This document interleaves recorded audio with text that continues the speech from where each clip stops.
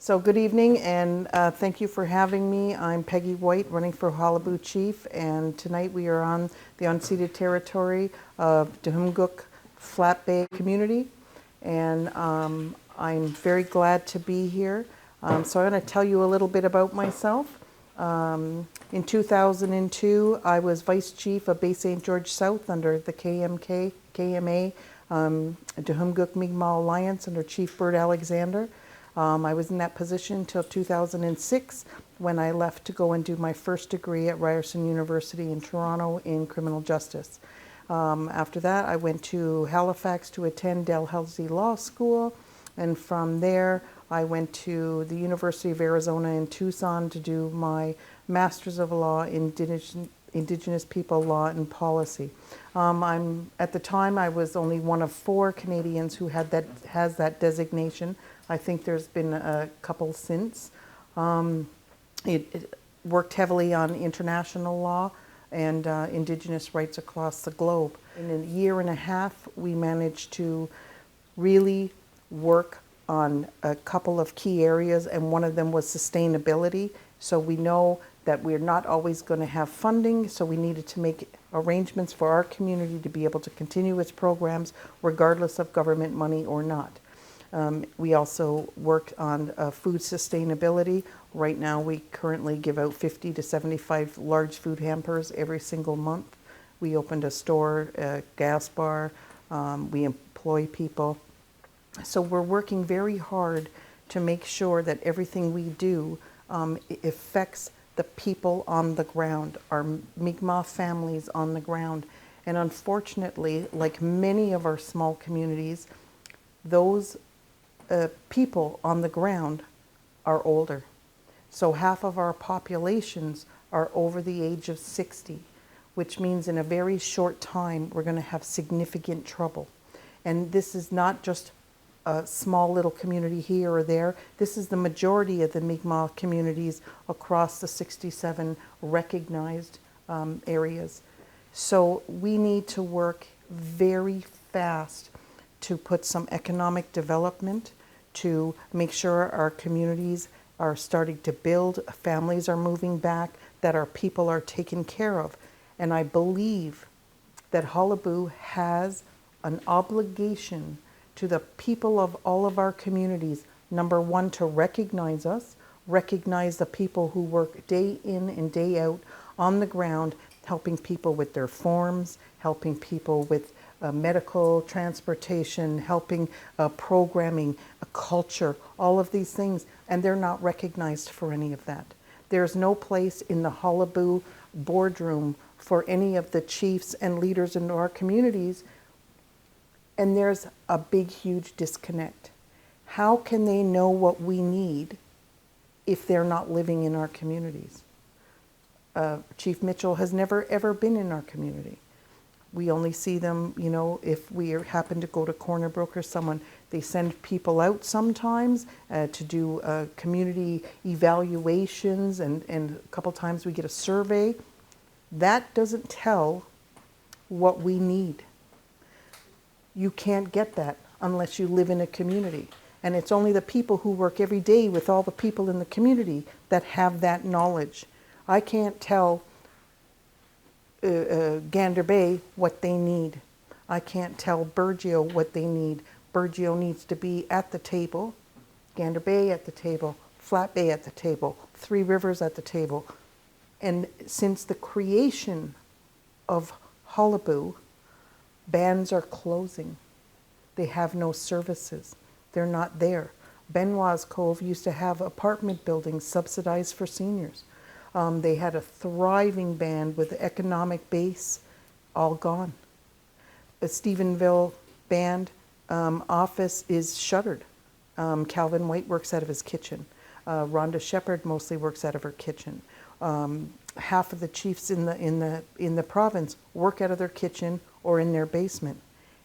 And that's not going to get us where we need to go in going forward in sustainability, and making sure that in 10 to 15 years, when half our population might not be with us anymore,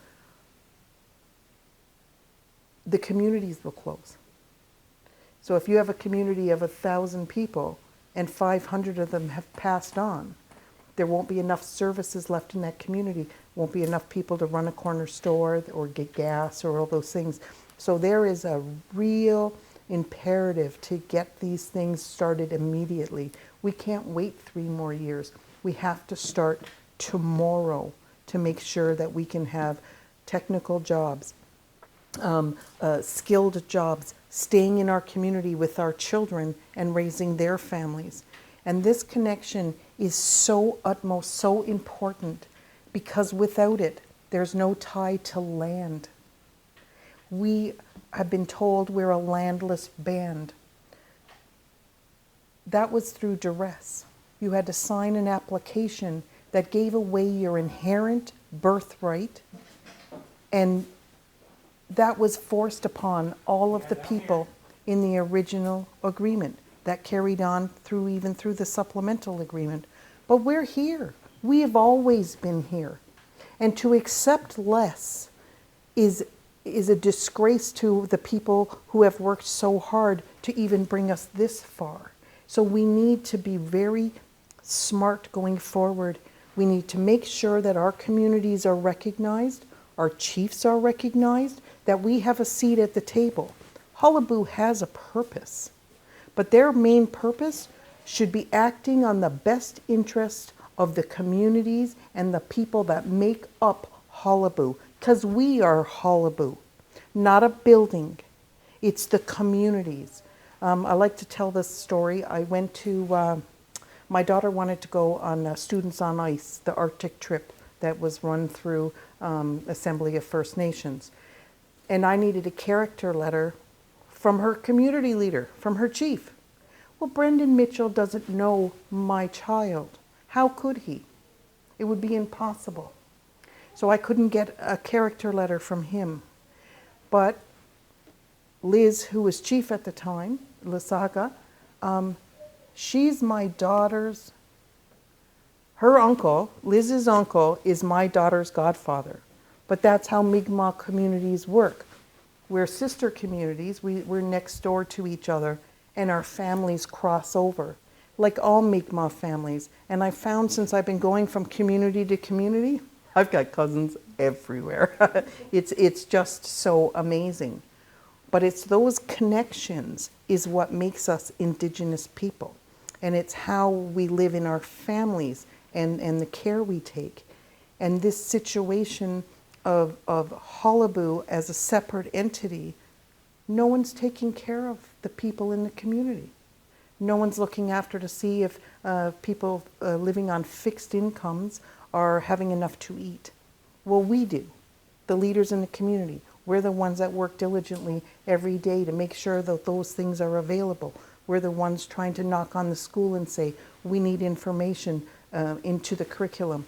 All of these things that Qalipu should be working on. Our own child welfare file, our own justice programs, our own,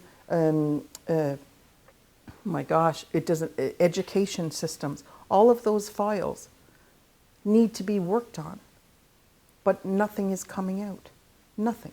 And the communities are sitting here with no physical, financial, or expert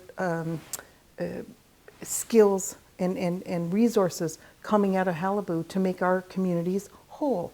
Because I'm telling you, in 10 or 15 years, our communities, most of them, unless they have strong leadership within the community that's working on this, will be gone. And we have to continue to impress upon the communities to build back their bands. The Stephenville Crossing used to have a band. All of these places, and those organizations were the ones who kept everything alive. It would be really great to see all the chiefs at least once a month, or the community leaders, at that table telling what resources we're going to need. And people can say, well, there's no money in the budget for that. It's how you budget. It's what is important. And our families and our home and our land and our hunting and fishing, all of those things all come from our communities. So we need to move forward on those files, and we can't, if we're considered, if we can't even straighten up our enrollment mess. Flat A is doing wonderful. You guys have struggled along for 50 years now, building up to a point. Jason Benoit's also, you know, they've managed to keep up a little bit, but for the vast majority, they haven't. Flat A is a model of a community that self-governs and takes care of its people, right? You're a self-governing community already. It's amazing. It should be something that's, you know, transported all over the place, right? A lot of the knowledge and skill could go and help other communities set up their bases. And I know through Narman, the 5 communities now that banded together, some of that stuff is moving out. But Qalipu has the ability to make that, you know, just here's the skills, teach our people. Not come in and do it for us. Teach us. Help us work on land claims. Where's the demarcation of our territory? Where's our trap lines?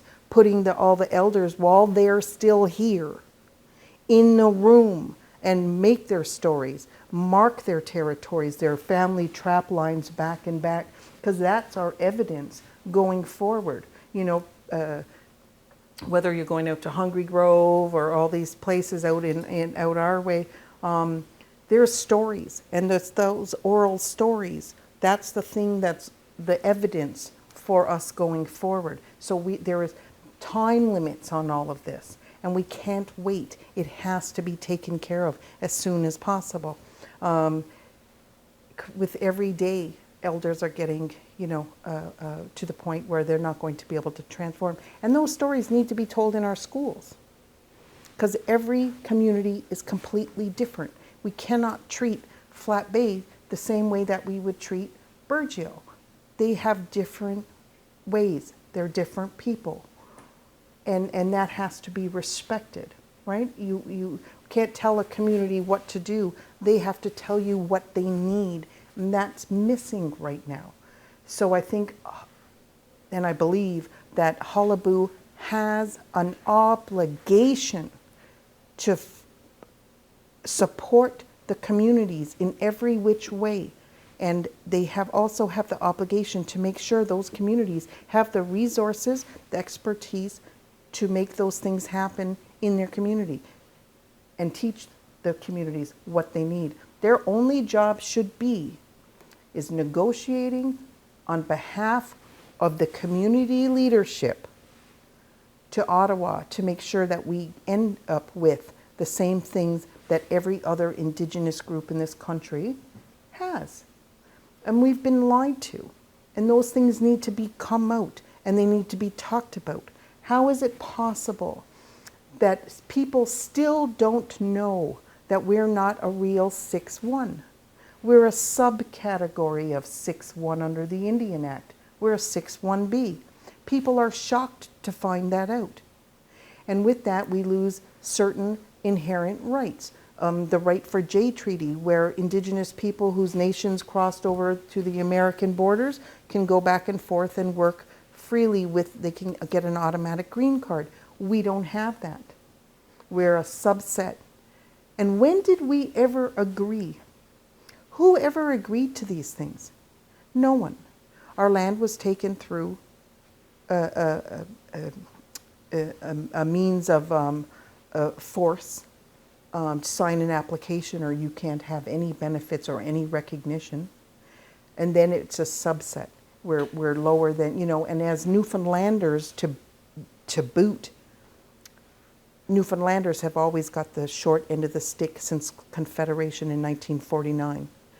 You know, they gave away the Churchill Falls, they gave away all our resources. We were kept ice-free ports all year round, and we were kept from any shipping or industry, so the St. Lawrence was free.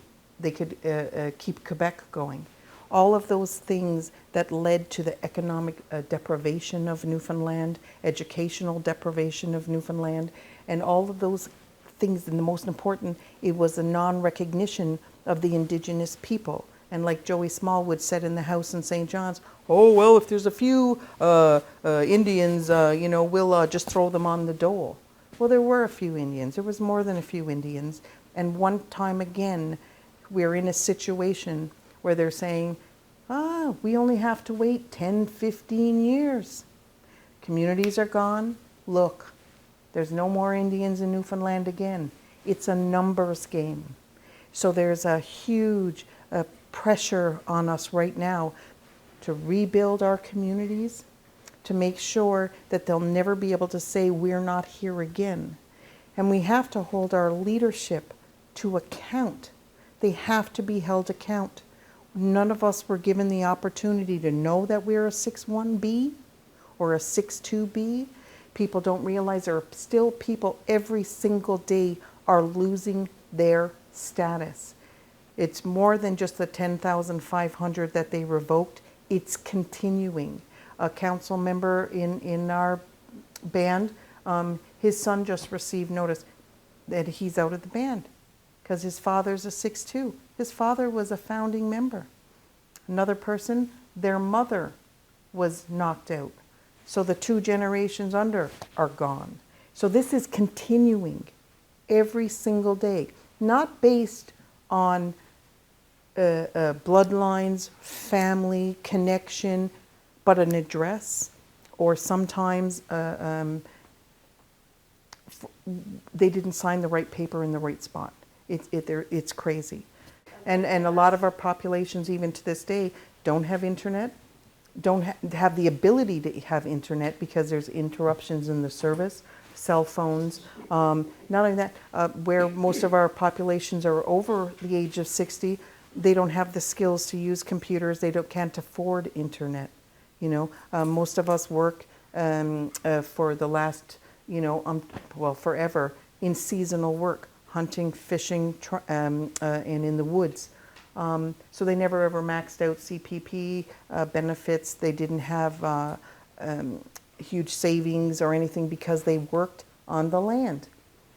And now in their senior years, they don't have benefits that would have, say, in the mainland or in urban areas where they either worked for the province or for the government and they had pensions plus maxed out the CPP. So we're living with a much poorer population, and which is indignant. You know, it's in every Indigenous community suffers from those things, and we suffer from all of the same factors that every other Indigenous community in this country suffers from, and that's not being acknowledged. The plight of the Newfoundland Mi'kmaq people is not being acknowledged. It's not being talked about, whether it's drug addiction, which is a severe problem in our communities, severe. It's not, there's no mental health services whatsoever, and those things have to be attacked. And we have this very powerful voice in Qalipu. And where is that voice? It's not for the people. We haven't heard any push for services. It's little committees, but I don't see anything coming out of it. They just had 50 to 100 years in the future, the community plan. We don't have 50 years in our aging populations. So in our community, it's 59.8 months. That's the average age, right? So 50% of the population is over that. But we only have less than 100 people under 18, right? So the numbers are very skewed. The rest of Canada, I think the average age is like 42. So we're significantly higher. We have a huge, powerful organization called Qalipu that needs to come forth and start going after these issues, seeking out resources to help combat all of these problems. You know, it's so significant that seniors are left alone in communities, in their homes now, that once had, you know, half a dozen or a dozen children were raised in them, another half a dozen or 18 grandchildren raised through these homes, and they're in their houses by themselves. Last year we had 3 seniors try to commit suicide. Unheard of, right? And none of those things are coming to light. So our communities are suffering. Our services are shutting down. And we have to take that power that's in Qalipu and use it to rebuild and bring the resources back home to our communities. And I see that we have to have a vision going forward and make sure that the people on the ground are being taken care of, and they're not. So I think it's obligation of the leadership of Qalipu to move forward in that direction, and that's what I'm planning. You can only have young families if you have living wage jobs, right? So there has to be services. Whether, the crossing used to have a small cottage hospital. Most places had small cottage hospitals. You could go in and you have a doctor and you could get stitches or some, and there was nurses, and we have some of those services, but very meager. So there has to be sustainable, environmentally safe industries. There are things that we could bring to our communities that would be economically benefit, that families could return, stay home, because everything starts with the family, with the children. There's no resources coming into the communities. They're only taking out. Currently, they're trying to amalgamize under a municipality our community. So we've just spent the last 2 weeks having a statutory declaration signed by every single community member, and we're going to file that with the province and the court, because we're not going to get anything out of it. And they're going to amalgamize us with Corner Brook. And we weren't even given a choice. So we're stopping it before it can happen. But that's the power of having a band that's up and running with skilled people that know what they're doing, and that needs to be given to every single community. And by given, I mean given the skills for the people in that community to make their decisions for what's right for them, right? Hopefully during the election process, hopefully they change some of the people who have been in this for a long time and that haven't moved forward.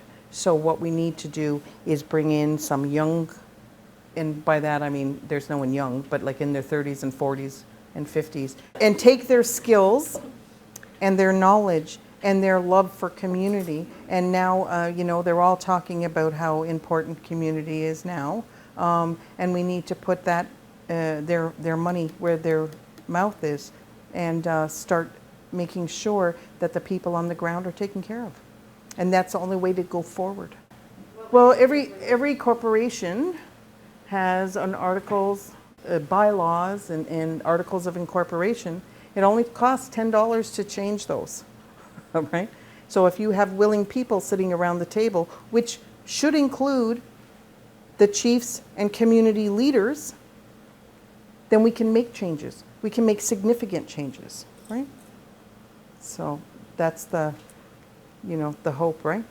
That's the hope. And I don't see any way forward without empowering our communities again. And I mean, like I said, Qalipu does have a purpose, right? Because Qalipu has the power to go after big projects, right? That room should be full with Indigenous lawyers that know what they're doing, and financial experts, business experts, and helping communities, giving them the resources that they need. And that's their only function, is to go after social child welfare justice programs that meet the needs of all the communities, and then it's just a funnel to flow out to the communities, not to be the central be-all, right? In Nova Scotia, every community has has one of the portfolios. So one community has education, one has criminal justice, another one has child welfare, one has the family law courts. And because each community has a file, that brings in that expertise, jobs, knowledge, everything is in that community, and then they share with the rest of the communities. So every community benefits, not just one community. Where is the social consciousness of an organization this big with this much structure and power? Where are they pushing forward Indigenous issues within the province and within the country? It's just stalemate. We've 3 years now, 3 years. They've been waiting for the veterans to be called back in the RCMP. Maybe it'll happen next week.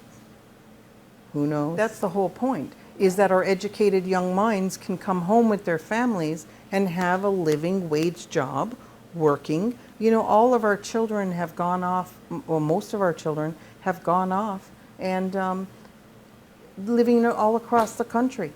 They run businesses, they run big trucks, they're foremans and they're nurses and doctors and teachers and all of the things. They could do that here. And most of them would want to be here.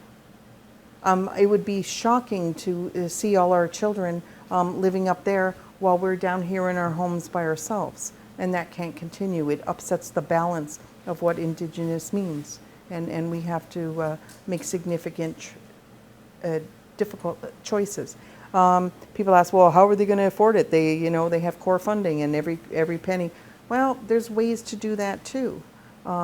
We can decide which programs we want to enter and focus on for communities, but I think every community should have at least enough to pay a rent on a building and have 2 full-time employees at a living wage so that they can work full-time addressing the natures of the needs of their communities on the ground. Without that resource, we don't have people to move forward, and people don't feel the uplifting. In our community, just having a few things brought in, the uplifting and the sharing that has happened, it's incredible. People are willing to go and help each other now. You can feel it within the community, and we all need to feel that. And we have the ability with the resources in Qalipu to make that happen in all of the communities. And I think there's an obligation of the leadership to do that. And there's other things. So like you have the business development areas, what originated from as like tuck houses until land claims were gone through, and because they call us landless. But in the middle of Dartmouth in Cole Harbour, they have a 1 square kilometer business development section. We should be able to have one of those in every single community, not just Corner Brook. That doesn't help the people out here. What would help the people in each community, Stephenville, Flat Bay, 3 Rivers, is a small little area, even if it was just a square thing, that they could do economic development with the tax benefits that we should have, just like every other First Nation across this country. It's not something that's going to happen overnight, but we have to start working towards that. But again, we can't have any of those things if we don't have community and the connection to the land. So that's the core issue that we have to start building upon. And that's Qalipu's obligation. We're not getting anything. The entire province of Newfoundland, except for a small little bit down in Conn River, yeah, they've taken a lot. Yeah. And we've always been here. And the only one telling us that we haven't been there is them. So we have to start bringing up these issues. Someone has to start putting forth the notion that we're here and we're not going anywhere. And that we're going to fight for our people, our families, our membership, and that we're going to make sure that the people in the communities are going to be taken care of. Well, what happens when the taps turn off? We could have a change in government in the next few years, and it could go back to the taps turning off. Oh yeah, but you're not gonna get land from government. There has to be political will. Yeah. There always has to be political will. And if people aren't inspired to act in their own best interest, they need leadership that puts that fire under them. What do you think would happen in Ottawa if Mark Miller, Miss Bennett, and Mr. Trudeau got 10,000 emails every single morning, right? If we had inspired the membership and the people who were left out, if we inspired them enough, every single morning they get up, they flick their coffee on, and they press send on their smartphones, and we make our voices heard. We need to be inspired. We've been so passive and so quiet for so long as they took everything, even from before they even entered into Confederation in 1949. They'd taken everything from us. And since that time, I felt like we've been beggars at our own table. And we have to rise up, and we have to be inspired to act in our own benefit. And that means getting up, pressing your send on your phone. There's tens of thousands of us that would get up every morning. How long do you think before they'd be on a plane on the way? I think under the political will that's happening right now in this country, what's happening with Indigenous people, I think we have a small amount of time to maybe use UNDRIP, to the United Nations Declaration, to use human rights, to use the Charter, to use these things to show how disadvantaged we are compared to all of our other Indigenous groups across this country. So we know we're starting down here. They have pushed us down. And I think it's time we start pushing up, right? We have the tools that have only come into real usability in the last few years, and I think we need to use them. And we haven't, and our leadership hasn't. They've taken the scraps off the table and just walked and said, this is the best we can get. How could be the best we can get be less than any other Indigenous group in this country? It's not good enough. And we have to start pushing those buttons, and we have to start making applications. And they could say we're going to have to start it all over. Those applications are there.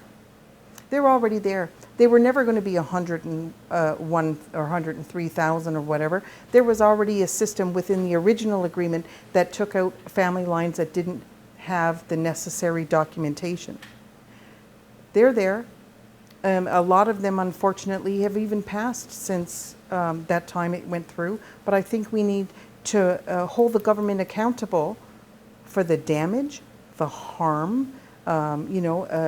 Being a legal person yourself, it's a tort case. It's harmful, and we need to start undoing this and making it public and having our voices heard and having our own membership stand up for themselves and press send in the morning. I have to be realistic, but we have to start at least moving these files forward. We can't sit here and just wait for another 3 years and then 10 years, right? We have to start doing something. The government has to be held accountable. If that means they change their email, we change where we send, but they're going to have to hear us eventually. We're going to have to and also take the province and say, we're here. We have to demarcate our territories. We have to put them on notice. Even for when they're putting, there's talks of the salt mines going through, the right for consent. Is that consent for Qalipu, or is that consent for the community that's going to have the impact? So those things need to be looked at. But we need to start moving forward in holding the government feet to the fire and saying, well, you can't do this. Even just a human rights tribunal would show that the original application was under duress, that we would give up our land, right? You're talking to a lot of people who didn't have the resources that they needed just to maintain their lifestyle, and say, we're going to give you a card and shake it like a carrot and a stick. And that has to stop. Newfoundlanders have to stop, and especially Newfoundland Mi'kmaq people have to stop begging at our own table. It's ridiculous. But there was a lot of pushback I read the other day that they're telling the government you have to back down. Oh, Like yeah. you're going to have to. There's a pressure coming from all over. And Supreme Court to take over yet. right? So, but that's 4 years. In Indian terms, that's a short time, Yeah. right? That's a very short time. Yeah, and So, all I'm saying is we have to be realistic with the cards that we've been dealt, because we took those cards willingly. well, it wasn't ratified, and there are court cases that are going through right now. But in the meantime, if we can change the political will, and that we can change how we're looked at within this country as illegitimate and unworthy and less than even other Mi'kmaq people, we have to change the conversation. So you look at it, original F&I members who were purged in the 10,500 in 2018.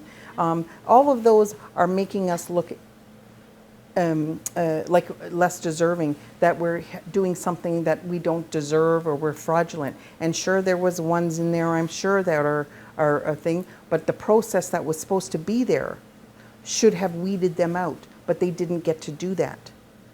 It was all shipped off to Winnipeg and put into a warehouse where people who don't know that Flat Bay is next to Three Rivers, right? Divided by the river. They don't know that, right? So they have no way of understanding the families, no way of understanding the people that we're dealing with.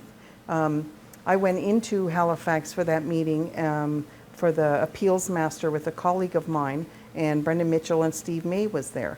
And when they picked up, it was full of, the government was solidly running it, and I asked Chief Mitchell at the time, do you have a quota? Well, Steve May got very upset and don't ask those questions, and told him not to answer those kind of questions. But they were allowed a paralegal, the system would go, a paralegal would have about 3.5 minutes to go through a file, and then that file would go up to the appeals master, and they would be given about 1.5 minutes, because they had time of how they would get through the 103,000 applications.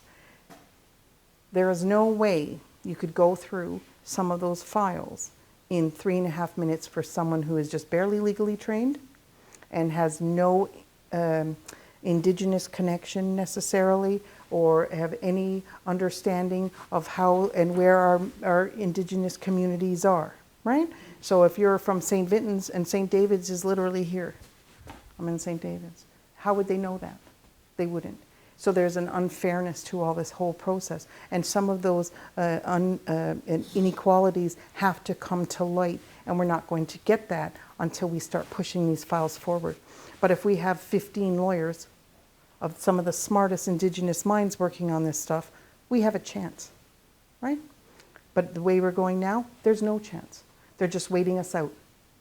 So we need to move forward like that. Have the experts in the room. Some of the smartest Indigenous lawyers in this country would love to take some of this stuff on, right? The resources that are currently there has to be start funneling out to the communities, and not belong to Qalipu, but they're the community's resources, right? Give them the expertise, the training, and then let them follow their own path. But we have to give those, because not all the communities are doing as well as Flat Bay. Thank you for listening to me, and it's been a pleasure.